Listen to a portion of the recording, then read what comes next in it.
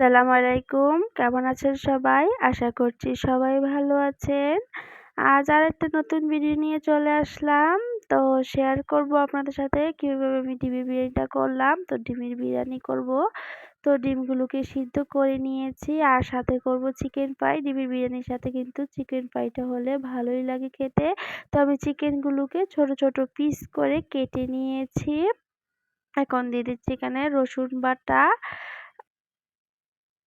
বাটা দিয়ে দিলাম ২ চা চামচ। তারপর দিয়ে দিচ্ছি ১ চা চামচ আদা বাটা। তারপর দিয়ে দিচ্ছি এখানে টমেটো সস। তো আপনারা যে যতটুকু মন চায় এখানে ততটুকু টমেটো সস দিয়ে নিবেন। টমেটো সসটা দিলে ভাজার পর খুব সুন্দর একটা কালার আসবে। সামান্য হলুদের গুঁড়া দিয়ে দিলাম কালারের জন্য। আপনারা চাইলে ফুড কালারও দিতে পারেন। তারপর দিয়ে দিলাম লাল মরিচের গুঁড়া। তারপর দিয়ে দিচ্ছি লবণ। লাল মরিচের গুঁড়া দিলে একটু ঝাল ঝাল হয়, খেতে ভালো লাগে। তারপর দিয়ে দিচ্ছি পরিমাণ অনুসারে লবণ। তারপরে এখন এখানে দিয়ে দিচ্ছি ১ পিস লেবুর রস। লেবুর রসটা দিলে মাংসের যে একটা গন্ধ সেই গন্ধটা দূর হয়। খুব সুন্দর মজার একটা টেস্ট আনে। আর এখানে নিয়েছি মাংসের মশলা। রাঁধুনি প্যাকেটে যে মাংসের মশলা থাকে সেই মাংসের মশলাটা নিয়ে নিয়েছি। এখন মাংসের মশলাটা দিয়ে বেশ ভালোভাবে চিকেনটার সাথে মাংসের মশলাগুলো বেশ ভালোভাবে মাখিয়ে নিচ্ছি। ভালো করে মশলাগুলো চিকেনটার সাথে মাখিয়ে নিচ্ছি। ভালো করে যেন চিকেনটার ভিতর মশলাটা বেশ ভালোভাবে ঢুকে, তার জন্য তো ভালো করে মাখিয়ে নিতে হবে। আমার মাখানো হয়ে গেছে। এখন আমি এখানে শুকনো উপকরণগুলো দিয়ে দিব। আমি এখানে দিয়ে দিব ৩ টেবিল চামচ বেসন। এখানে আমি প্রথমে বেসন দিয়ে দিচ্ছি। তারপর দিয়ে দিব ২ টেবিল চামচ কর্নফ্লাওয়ার। কর্নফ্লাওয়ারটা দিলে মচমচ হবে আর মাখায় কিন্তু বেসন দিলে খুব সুন্দর মজার হবে। তো আপনারা এভাবে একবার চিকেন ফ্রাইটা করে দেখবেন, খেতে খুবই ভালো হয়। তো আমি শুকনো উপকরণগুলো দিয়ে আবারও মাংসটার সাথে মাখিয়ে মাংসের যে একটা কোটিং সেই কোটিংটা করে নিচ্ছি। ভালো করে মাখিয়ে নিচ্ছি যেন বেসন আর কর্নফ্লাওয়ারটা পুরো মাংসের গায়ে সুন্দরভাবে লেগে যায়। তারপর এখানে আমি আরও ১ টেবিল চামচ কর্নফ্লাওয়ার দিয়ে দিচ্ছি। আ আর এখানে পুরো একটা চিকেন নিয়ে নিয়েছি। আমি কিছুটা চিকেন ফ্রাই করব আর কিছুটা ডিপ ফ্রিজে রেখে দিব। তো ভালো করে মাখিয়ে নিচ্ছি। আমার মাখানো প্রায় হয়ে গেছে। আর যেদিক দিয়ে দেখবেন চিকেনের গায়ে কোটিংগুলো লাগেনি সেদিক দিয়ে একটু একটু করে দিয়ে আবারও মাখিয়ে নিতে হবে। এই তো আমি বেশ ভালো করে মাখিয়ে নিচ্ছি। আমার চিকেনটা বেশ ভালোভাবে মাখানো হয়ে গেছে। আমি এটা কিছুক্ষণ রেস্টে রেখে দিব। নরমাল ফ্রিজে একটা ঢাকনা দিয়ে রেখে দিব। এতে মাংসের গায়ে কিন্তু মশলাগুলো বেশ ভালোভাবে ঢুকে যাবে। তো আমি এখানে পোলাও চাল ২ পট নিয়ে নিয়েছি। তো পোলাও চালটাকে আমি প্রথমে ধুয়ে নিচ্ছি। পোলাও চালটাকে ধুয়ে নিব। আর এখানে আমি একটা হাঁড়ি বসিয়ে দিলাম চুলায়। এখানে আমি প্রথমে তেল দিয়ে দিলাম, তারপর দিয়ে দিচ্ছি ফুড কালার, তারপর দিয়ে দিচ্ছি সামান্য পরিমাণ লবণ। এর মধ্যে আমি এখন ডিমগুলো দিয়ে দিব। এতে খুব সুন্দর একটা কালার আসবে ডিমে। প্রথমে ডিমগুলোকে ভেজে নিব। ডিমগুলো ভেজে নিলে কিন্তু ডিম বিরিয়ানিটা খেতে ভালো লাগবে। আর আপনারা কিন্তু এভাবে মজাদার ডিম বিরিয়ানি ইফতারের জন্য বানিয়ে নিতে পারেন। সবসময় তো আর ছোলা মুড়ি দেখা যায় ইফতারে ভালো লাগে না। মাঝে মধ্যে এরকম ডিম বিরিয়ানি হলেও কিন্তু ভালো লাগে। সাথে থাকে যদি চিকেন ফ্রাই, তাহলে কিন্তু খাবারটা বেশ জমজমাট হয়ে যাবে। আর দেখতে পাচ্ছেন কতটা সুন্দর কালার এসেছে ডিমে। তো আমার ডিমগুলো লাল লাল করে আমি ভেজে নিয়েছি। তো ভেজে ডিমগুলো উঠিয়ে নিয়েছি। আর এখন তেলের মধ্যে দিয়ে দিচ্ছি পেঁয়াজ কুচি।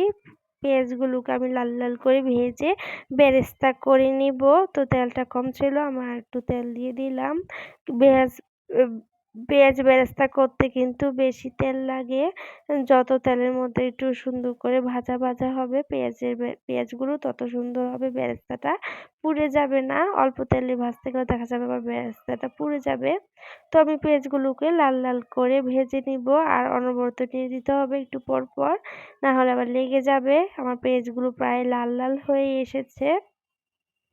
তো পেঁয়াজগুলোকে আরো লাল লাল করে নিব। তো আমার পেঁয়াজগুলো লাল লাল হয়ে গেছে। এখান থেকে আমি কিছুটা পেঁয়াজ তুলে রাখবো একটা বাটিতে, আর কিছুটা পেঁয়াজ হাঁড়িতে থাকবে। তো আমি কিছুটা পেঁয়াজ তুলে নিচ্ছি। তো কিভাবে আজকে ডিম বিরিয়ানিটা তৈরি করছি সবাই দেখতে থাকুন। আশা করি আমার আজকের ভিডিওটি আপনাদের ভালো লাগবে।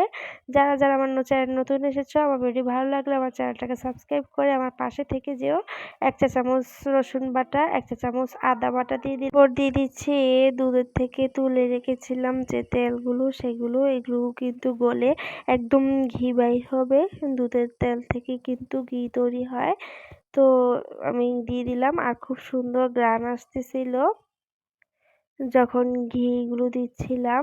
তো এই তেলগুলো কিন্তু দেখবেন খুব সুন্দর করে গলে একদম ঘিয়ের মতন তেল বাহির হবে, আর খুব সুন্দর একটা ঘ্রাণ বাহির হয়। এভাবে আমি সবসময় দিয়ে থাকি। তো এখন এগুলো কিছুক্ষণ ভাজা ভাজা করে নিব। ভালো করে কিছুক্ষণ ভাজা ভাজা করে নিব। তো এখন দিয়ে দিব এর মধ্যে এ সামান্য কিছু পরিমাণ পানি। তারপর দিয়ে দিচ্ছি এর মধ্যে বিরিয়ানি মশলা, রাঁধুনির যে প্যাকেট বিরিয়ানি মশলা আছে সেটা নিয়ে নিয়েছি আমি। এখানে অল্প কিছু পরিমাণ মশলা দিয়ে দিলাম। তো ডিম বিরিয়ানি যেহেতু রান্না করব তাই বেশি বিরিয়ানি মশলা দিতে হবে না। ২ পট চাউলের জন্য এইটুকু বিরিয়ানি মশলা ঠিক আছে। যারা বেশি করে রান্না করবেন তারা আরো বেশি করে দিবেন মশলাটা। তো মশলাটা আমি বেশি কিছুক্ষণ কষিয়ে নিব। তো কিছুক্ষণ কষিয়ে নিয়ে এর মাঝে আমি ভেজে রাখা ডিমগুলো দিয়ে দিচ্ছি। ডিমগুলো মশলার সাথে কিছুক্ষণ কষিয়ে নিব। এতে ডিমের গায়েও কিন্তু মশলার স্বাদটা লেগে থাকবে, তখন ভালো লাগবে বেশি খেতে। তো মশলার সাথে ডিমটাকেও আমি বেশ কিছুক্ষণ রান্না করে নিচ্ছি।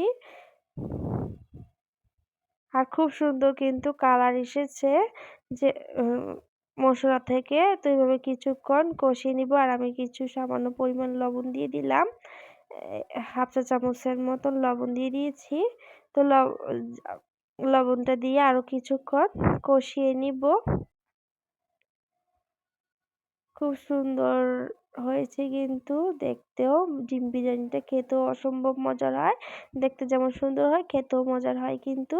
সবাই একবার হলেও বাসায় ট্রাই করে দেখবেন। আশা করি ভালো লাগবে। আপনারা এরকম একটি খাবার ইফতারও তৈরি করে নিতে পারেন। তারপর আমি এখানে দিয়ে দিয়েছি কাঁচামরিচ। কাঁচামরিচ দিলে খুব সুন্দর একটা ঘ্রাণ বাহির হয়। তো আমার ডিমগুলো রান্না হয়ে গেছে। আমি ডিমগুলো তুলে নিচ্ছি। ডিমগুলো একটা একটা করে তুলে নিচ্ছি। আর আমরা যেহেতু ৫ জন সদস্য তাই ৫ টা ডিম দিয়ে দিয়েছি। তো ডিমগুলো তুলে নিলাম। এখন মশলাগুলোকে বেশ কিছুক্ষণ কষিয়ে নিব। মশলাগুলোকে নেড়েচেড়ে কিছুক্ষণ কষিয়ে নিব। আর মশলাগুলো যেন লেগে না যায় সেদিকটাও কিন্তু খেয়াল রাখতে হবে। তো বেশ কিছুক্ষণ কষিয়ে নিয়ে আমি এখানে ধুয়ে রাখা পোলাও চালগুলো দিয়ে দিব এখন। তো পোলাও চালগুলো দিয়ে দিচ্ছি। তো আমি আমার পরিবারের সদস্য হিসেবে রান্না করছি। আপনারা আপনার পরিবারের সদস্য হিসেব করে রান্না করে নিবেন। তো আমি এখানে ২ পট পোলাও চাউল দিয়ে ৫ টা ডিম দিয়ে ডিম বিরিয়ানি করছি। তো চালগুলো আমি কিছুক্ষণ ভাজা ভাজা করে নিব। চালটাকে আমি লালচা লালচা করে ভেজে নিব। লাল লাল করে ভেজে নিলে বিরিয়ানি রান্না করার পর বিরিয়ানিটা থেকে খুব সুন্দর একটা কালার আসবে। আর দেখতেও ভালো লাগবে যেমন, খেতেও তেমন ভালো লাগবে। তো আমি নেড়ে চেড়ে ভালো করে ভাজা ভাজা করে নিচ্ছি। না হলে আবার ঘন ঘন নেড়ে না দিলে দেখা যাবে একদিক দিয়ে বেশি লাল হয়ে গেছে আর একদিক দিয়ে লাল হবে না। তাই ঘন ঘন নেড়ে এভাবে লাল লাল করে ভেজে নিতে হবে। আর ডিম বিরিয়ানি কিন্তু খুবই মজাদার আর লোভনীয় একটি খাবার। যারা এখনও ট্রাই করেনি অবশ্যই একবার হলেও ট্রাই করবেন। তো আমার চালগুলো ভাজা হয়ে গেছে। এখন এখানে আমি পানি দিয়ে দিব। এখানে আমি আজকে পানিটা গরম পানি দেইনি, আজকে নর্মাল পানি দিচ্ছি। তো পরিমাণ অনুসারে পানি দিয়ে দিলাম, দিয়ে এখন চালটাকে নেড়ে দিচ্ছি। তো পানিটা যখন একটু ফুটে আসবে তারপর এখানে আমি ঢাকা দিয়ে দেবো। তো এখানে দিয়ে দিচ্ছি লবণ। লবণটা কম হয়েছিল তার জন্য আমি এখানে লবণ দিয়ে দিচ্ছি পোলাও চালের উপর।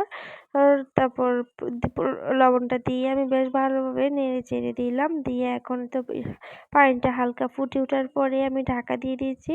তো ফিরে আসলাম কিছুক্ষণ পরে যখন পানিটা বেশ ভালোভাবে শুকিয়ে এসেছে। এর মাঝে আমি কয়েকবার নেড়ে চেড়ে দিয়েছি। তো এর মাঝে কিন্তু কয়েকবার নেড়েচেড়ে দিতে হবে। যখন পানিটা শুকিয়ে আসবে তখন আরেকবার নেড়েচেড়ে দিতে হবে। আমার ভাতটাও প্রায় মোটামুটি হয়ে গেছে। তো সুন্দর এসেছে পোলাও চালের কালারটা, সেটা দেখে নিশ্চয়ই বুঝতে পারছেন। তো এখন আমি এর মাঝে ভেজে রাখা ডিমগুলো দিয়ে দিব।